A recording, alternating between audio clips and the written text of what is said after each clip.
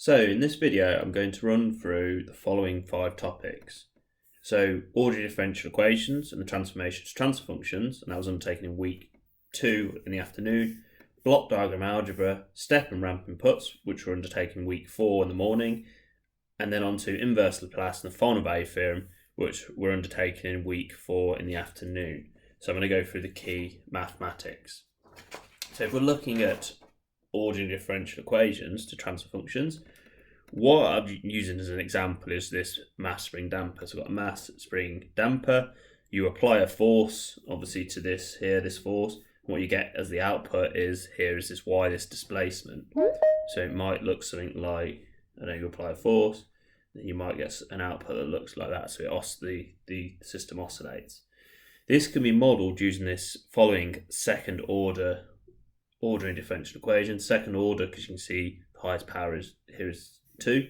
Second order ordinary differential equation: mass, damper, spring, and force, where y of t is effectively the output and f of t is the input. So if we want to transform this into a transfer function, what we need to use is the following rules. So for the first derivative and the second derivative, here I've just used the notation of y dash and y double dash for first derivative and second derivative. Obviously, the notation I've used up here is slightly different, but it's all means the same. So if I take the Laplace transformation of dy of t over dt, it becomes sy of s. And if I take the Laplace transformation of d squared y of t over dt squared, it becomes s squared y of s. You don't need to worry about in terms of the mathematics behind that. You just need to understand this transformation from the time domain to the complex frequency domain, whereby you've got this s term here, that there is the relationship. So if we're going to undertake this, let's look at this equation here. So m just remains obviously a constant. This here, d squared y of t over dt squared, effectively becomes, you can see here, the Laplace transformation of that becomes s squared y of s plus c, and then you see dy of t over dt, which is effectively this. So this here becomes this s y of s. Then what happens with these coefficient terms here? So you've still got k. Again, it's the same with m and c. It's just a coefficient. Y of t becomes capital Y of s, and that's equal to f of t. F of t just becomes capital F of s. Okay, that's the normal notation. Always the lowercase for f, well, for y in this case, for all these all become capital, and f also becomes a capital. So here you can see y of s is common, so we can just put this outside the brackets, ms squared plus cs plus k. Put that outside the brackets, so that's y of s is equal to f of s. Okay, and the reason why we do that is you'll see because we're trying to put it into transfer function form. Transfer function form is given by this. So g of s is the normal notation we use for a transfer function for the system. Is equal to y of s in this case. The notation we've used obviously is y of s, which is, I just put output. And in this case we're using f of s for the input. Normal notation I normally use y of s the output and u of s the input, but I've used f of s because I've used it to obviously represent a force up here. Right, so if we're going to rearrange this equation here into this form here, what we need to do is multiply across. So if we're going to multiply, let me first of all multiply across ms squared plus cs plus k, and that gives me, so if I multiply this across, obviously that's going to cancel with that. So just y of s is equal to f of s, obviously divided by that, f of s over ms squared plus cs plus k. Right, fantastic. However, what I wanted obviously in the form is y over s. So obviously I'm going to move this f over here. So I'm going to multiply by 1 over f of s. And what that's going to give me is effectively y of s, or g of s, sorry, is equal to y of s over f of s. Okay, and then that is equal to 1 over ms squared plus cs plus k. Okay, that there is in your transfer function form. It's mathematically equivalent to the ODE. So here your ODEs are what you use to see in ordered differential equations, but transfer functions are what we use for control. And the reason being is because we're interested in putting things in block diagram form, such as this. So we can now represent this as a relationship between the input and output. So here, G of S is our system, which is ms squared plus cs plus k, and the input is f of s. So input, and the output is y of s. Okay, as I said, we're interested in representing systems in this form because of the input and the output relationship. You can't do that with an ordinary differential equation. So it has very, very many benefits. Obviously, converting to Laplace undertaking the Laplace transformation enables us to algebraically manipulate the equation into this form, and there's further benefits that you'll see as we move on. So if we're looking at block diagram algebra, so block diagram algebra, the ones we've looked at so far, we've looked at an open loop system, and here just some quick equations you need to remember. G of S here, which is for the system, as we've just said, so G of S is effectively equal to G subscript A of S, G subscript P of S, okay? That there is your transfer function for this here. So it's just GA multiplied by GP.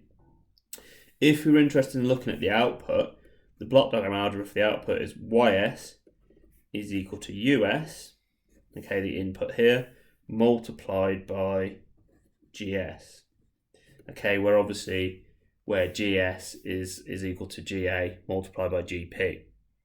Okay, where GA is our mathematical model, which we could use a mathematical model to represent the dynamics of an actuator, and GP we could develop a mathematical model to represent the process.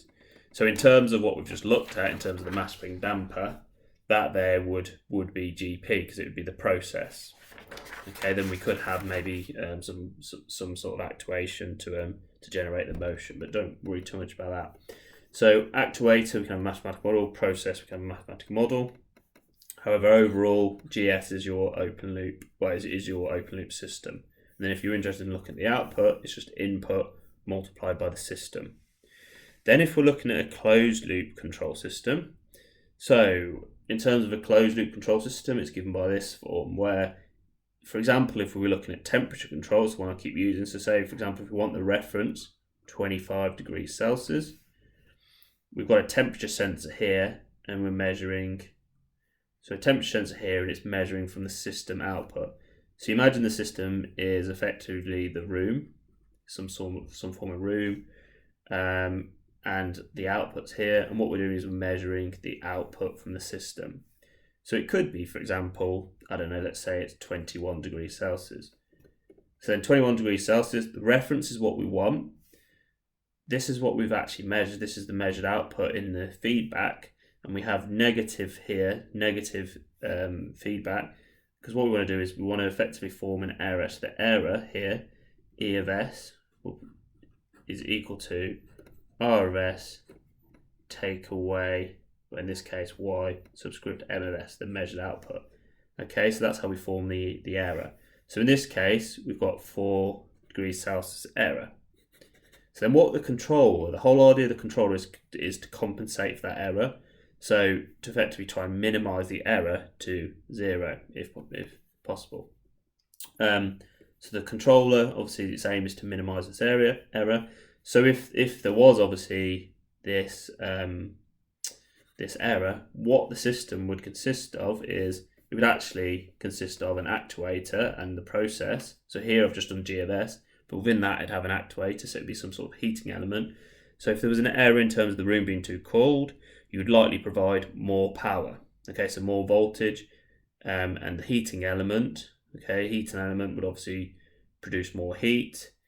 And the process would be the room heating up.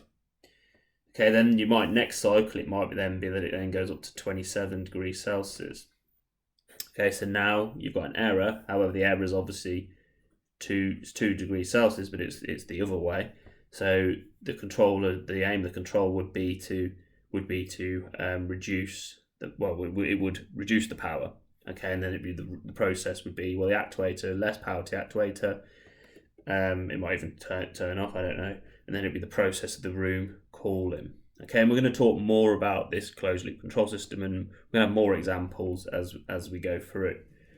But for now, what you need to be able to, go through the derivation, but you don't necessarily possibly need to use the derivation. You just need to remember these transfer functions.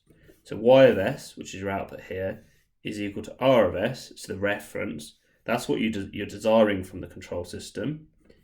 And then in brackets, g of s, so the system, which could consist of an actuator, consist of the actuator and process, c of s, which is your controller. And at the moment, we have actually only spoken about a proportional controller, but there's further things we're going to look at as we go through. And that effectively is over 1 plus hs, which is your sensor, gs, which is your system, and cs, which is your controller.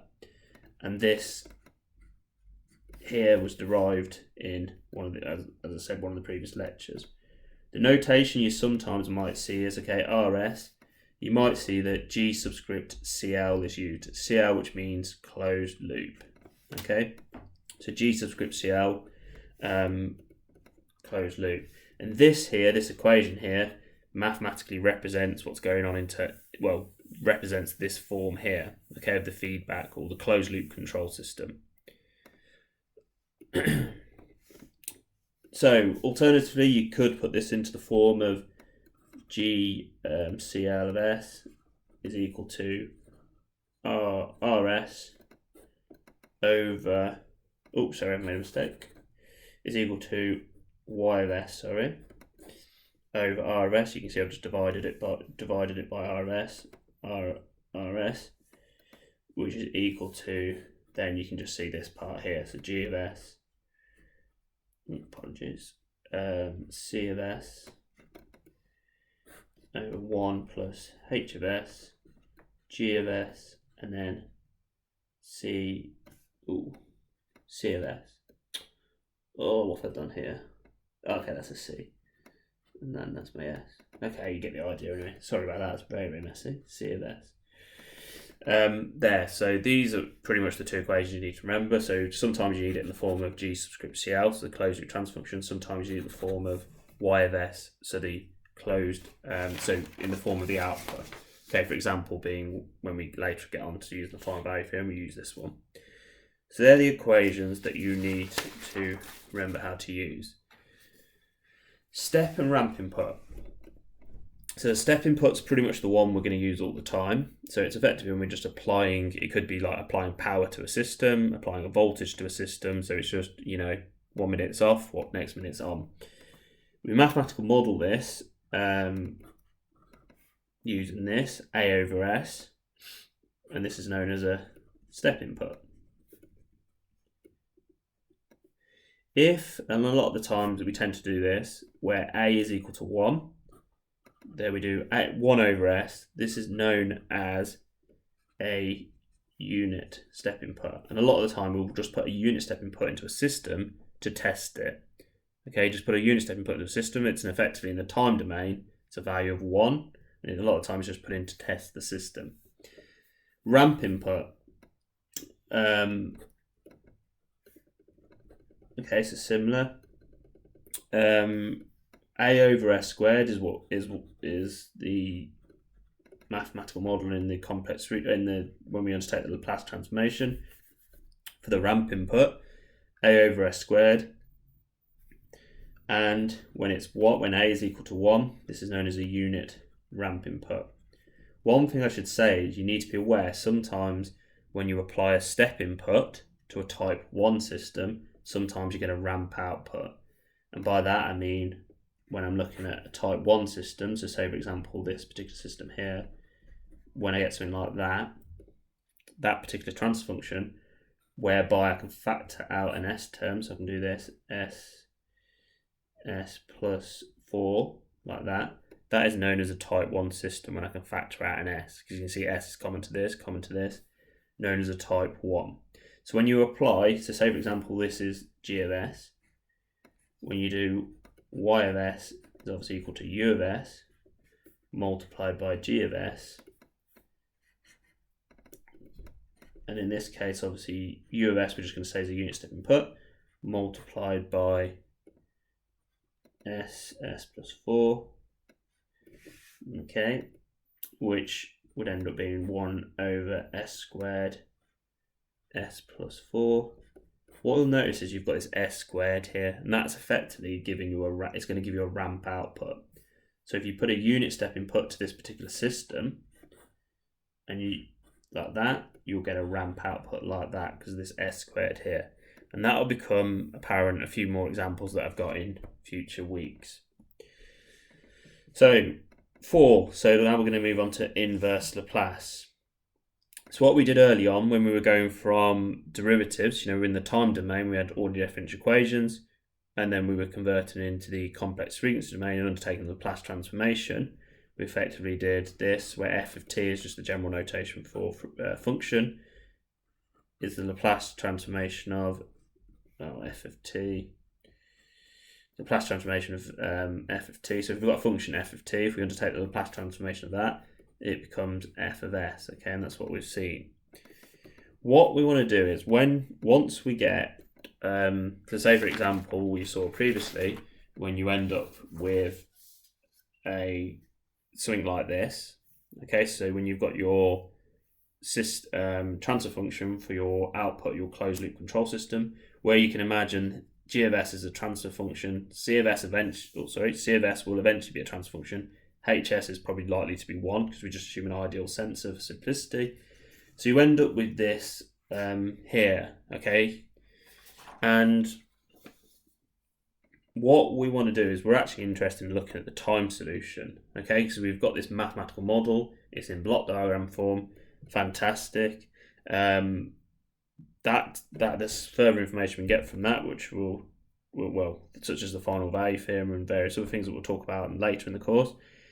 But once we have, so if we have y of s for the closed loop control system, what we want to get is, so we have y of s, what we want to get is y of t, okay, so y of t is okay, we model things in the frequency domain, but in reality, we are actually looking at, obviously we're looking in terms of the time domain, so we want the time solution. So what we have to do to get from that to that is undertake the inverse Laplace of y of s, and that's going to give us y of t. Okay, so exactly the same way that we went from the time domain to the frequency domain, when we did the first part on ordinary differential equations transfer functions. Now once we've got this overall expression for our closed loop transfer function, now what we want to do is go back and get the time solution so we can see exactly how the system is behaving in the time domain. So I'm not going to go through an example question of how we actually undertake the inverse Laplace in detail, because that's a 20-minute video in itself. But if you watch the video of additional questions for inverse Laplace that's available on the Algebra page, you'll see this solution that I've got here. So I'm not going to go through this because I want you to watch that video, okay, of the additional question. So I'm going to skip over that, so have a look at that in your own time. So the final value theorem, okay, so it's all very nice and good, using what we've got here, for example, because one key actual property I'll go back to here is once you get the time solution, so y of t, and is equal to this, in this case, because it's got real poles, you've got here exponential terms, okay, and if you obviously it's got real roots, I should say, real poles, real roots. In control we call root poles, and you'll become more apparent of that in the next session when I see you. But the roots, these are obviously 0, -3, -4. Okay, that's the roots, and we also refer to them as poles. We refer to them as poles in control. So these are real roots. So then we get a time solution that's got exponential terms, okay, because it's got real roots, not complex. So y of t. And one thing I told you previously was this leading term here tells us the final, or informs us for the final value of the system. So in this particular example, I put a unit step into the system, and I got a 1 out from the system. Okay, and that's great. To be able to work out the final value of the system, I can do all these calculations. I can get that. I can also put some numbers, maybe from like 1 to, 20 through these values of t's, put it in my calculator, and then work out approximately what the system response looks like. Okay, great. That's something also I showed you in the lecture, but I'm not going to go through it now. But what I can use instead to work out the final value of the system is I can use something known as the final value theorem. So again, if I put a unit step input into the system, so here in the time domain, we're going to call this y of t for the reference to the closed loop control system, and then this is the system output, which is y of t in the time domain. Okay, in the frequency domain, obviously complex unit domain, that's y of s, capital Y of s, and that's r, capital Y, capital R of s. So what we want to determine is, so y s of s, which is the final value of the system when it's in steady state. Okay, so just remember transient bit here, and then it's in steady state here when there's no rate of change of the system. We also want to look at the steady state error. Okay, so SS is just steady state, so steady state error. So in this case, the steady state error in a closed loop control system is the difference between the reference, what you desire. So it could be temperature, although here obviously I'm just putting a 1 in, and it could be, it could be temperature. So this is what I desire, and this is the output I'm getting. And then the difference between those is known as the steady state error. Okay, so the error when we're in steady state, and that's known as the steady state error. Right, so we don't want to be doing inverse Laplace of y of s every time to work out the final value of the system. So the inverse Laplace of that, what we want to do is use the final value theorem. And the final value theorem is given by this equation. So the limit of y of t as t approaches infinity is equal to the limit of s, y of s, as s approaches 0. What that's effectively telling us is the limit of y of t in the time domain, so y of t here, as t goes to infinity, so you imagine this is just going off to infinity, the system's in steady state, so there's no rate of change of the system, it's in steady state, is equal to the limit of s, y of s as s approaches 0. Okay, and if you remember, s, when we did the transformation, s is effectively d by dt, the rate of change. Okay, so if there is no rate of change of the system, that's why we can effectively say that the s has become 0, because when we're in steady state, d by dt, no rate of change of the system, hence we can substitute in values of 0. That makes sense, hopefully. So that's the formula. If you can't understand the formula, don't worry, as long as you understand the operation.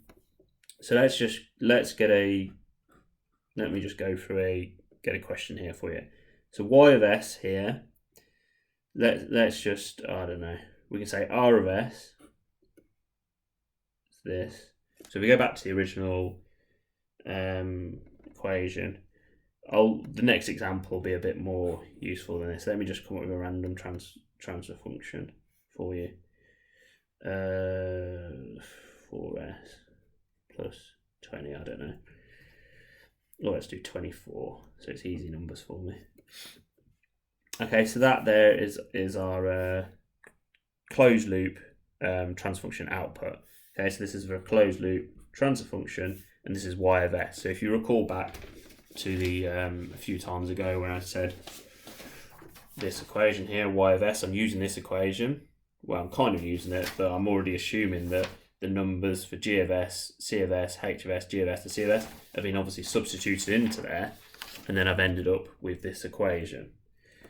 So then simply applying the final value theorem, all I need to do is just write down this part of the equation. So the limit of s, I'll just cross that, limit of s, I'm just going to put s to 0, y of s, and I've got y of s here, is, what is it? 1 over s, 12, s squared plus 4s plus 24. And what I do is, because the s's effectively approach 0, become 0, I can just cross these out, and the associated coefficient, and then just write out the coefficients that remain. It's 12 over 24, which in this case is 0.5. So what that's telling me is ys of s, so this, in steady state, the output of the system is equal to 0.5. Therefore, if I wanted to work out es of s, that is effectively, so the error of when we're in steady state is, I'm going to put magnitude. Previously I haven't put magnitude in the questions, but it doesn't matter. The steady state error can't be a negative value, just to let you know. So that's hence why I put in the amplitude sign, but it doesn't really matter. Times by 100. So just 1 take away 0.5 times by 100, and then that's going to give me the percentage, which is 50%. Okay, so 50% steady state error. And then if I go back, I've purposely picked these numbers, to be honest, because this is what I get here. So I've put a unit step input into the system, 1 over s, and what I'm getting out, so unit step input, and my final value of the system is 0.5, and then my steady state error. Okay, so, and the steady state error is equal to, we can put them there now, is 50%, although you could have just worked that out, I guess, is 50%. So hopefully that makes sense. So what I've got here is just a further example, because you're not always going to be given the closed loop transfer function in this form. You might be given a closed loop transfer function that looks like this, and then you've got to substitute in the numbers using the block diagram algebra equation I showed you earlier. So if let's write down the equation from previous just to recap the brain. So y of s is equal to r of s multiplied by g of s. In this case, c of s, normally in the previous it was c of s. In this case, though, it's kp. We've just got a proportional control gain, so I'm going to put kp there. I'm going to put kp. I could put cs, but yeah, it's fine, whatever. 1 plus, just put h of s, g of s, multiplied by, I'm going to put kp again. Right, so that is that. If you remember previous what I did was, because you could put in, for this question, you'll see where it's going, you could just sub in the transfer functions, but a good step to do is just to sub in g of s is equal to numerator s over denominator s. Okay, so that gives us y of s is equal to r of s, and this is going to get n of s d of s multiplied by kp, 1 plus h of s n of s over d of s multiplied by kp. And then what I want to do now is get another bit of paper. What I'm going to do is multiply by d of s, because I just want to simplify it. So if I do that, what am I going to get? So I'm going to get y of s is equal to r of s over, obviously, if I multiply by d of s, obviously d of s is going to cancel, so I'm just going to with n of s, multiply by kp, over, if I multiply obviously the bottom bit, the denominator, by d of s, I'm going to end up with d of s plus h of s, d of s and d of s are going to cancel, so I'm just going to with n of s, and then kp. Right, fantastic. Then if in the original question, let's have a look. So there is our transfer function. So we know that so if we're just writing this down, so we know that g of s, which is equal to n of s over d of s, is equal to 4s squared plus 3s plus 7. And kp is equal to 1, and h of s is equal to 1. So we know those properties. So now what we can do is we can substitute them into the above formula. So here, so if we sub in the values, so sub in values, we're going to end up with y of s.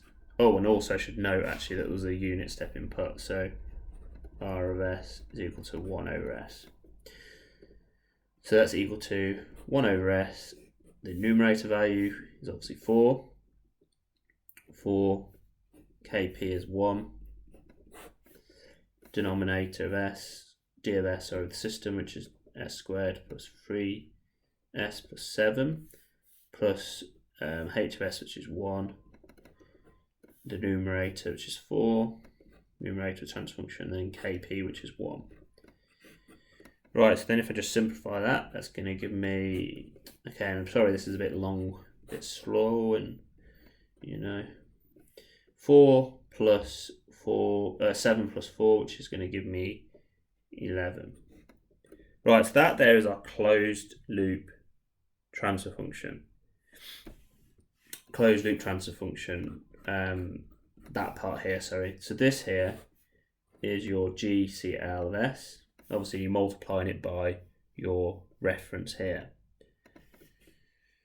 So as I've shown you previously, just a little bit of a sidetrack, this could be alternatively represented like this, and this is not your open loop transfer function.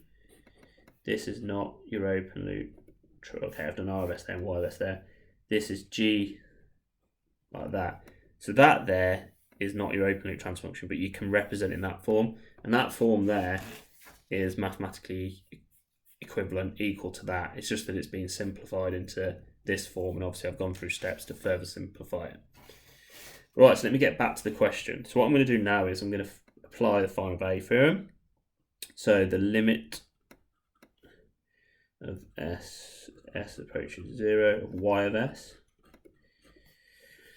Okay, I'm just going to put I'm going to just rewrite this, to be honest. I didn't really need to write it out. But y of s, obviously we've just worked out, is here, is equal to, is here, so s4 s squared plus 3s plus 11. Right, apply the final value theorem, so nice and easy to cross out all these s's and the corresponding coefficients. Okay, and you end up with 4 over 11. Okay, and you should start seeing, once you go through a few of these, this same sort of pattern. So if we just take that to 2 decimal places, 0.36, therefore YSS, so when we're in steady state, is equal to 0.36. And therefore, if you wanted to work out the error in steady state, that's equal to the amplitude of 1 minus 0.6. Okay, I'll just put the amplitude brackets there, multiply by 100, which is 64%. So what that's telling us is, in this particular closed loop control system, sorry, my pen's playing up. Come on. If we put a unit step input as a reference, so a value of 1, so that there is our R of t in the time domain, what we're getting out as the final value of the system is 0.36. So something like that. 0.36. So that's telling us that the steady state error is 64%.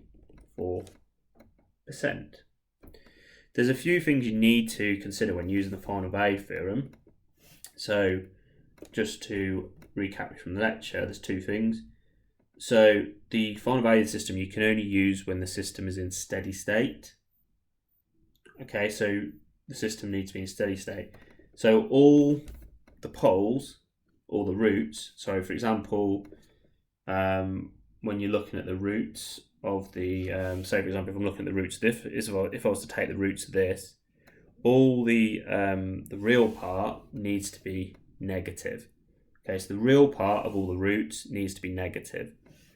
Okay, and there's a reason why that we'll see next lecture. So all real parts of the roots of the closed loop transfer function, they all need to be negative.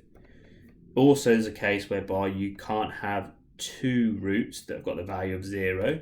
So when initially when we had a case that was like this, s squared, what was it? No, when we looked at when we had a transfer function that was like this, where we could factor out an s like that, and then we applied a unit step input into it, and we ended up with, getting confused, s squared plus s4. What you've got there, if you were to take the roots of that, you would have 0, 0, and minus 4. So you'd have two roots that are 0. Okay, and what happens is, as I told you previously, if you put a unit step input into a type 1 system, you get a ramp output. So the system actually never goes into steady state, and that's an important property to remember. A system where you have this s squared, because you've got a type 1 system, apply a unit step input into that, you get a ramp output. And what that has is, if you take the roots of this, it has two zeros, which you don't want, and you can't apply the final value theorem. And it's obvious because the system isn't in steady state. The system is always changing. Okay, the rate is always changing. I think that pretty much covers it. If you've got any questions, this is really just a blast of the maths that we've gone through so far in 210 control, just to get you up to date for next week. Any questions, please email me.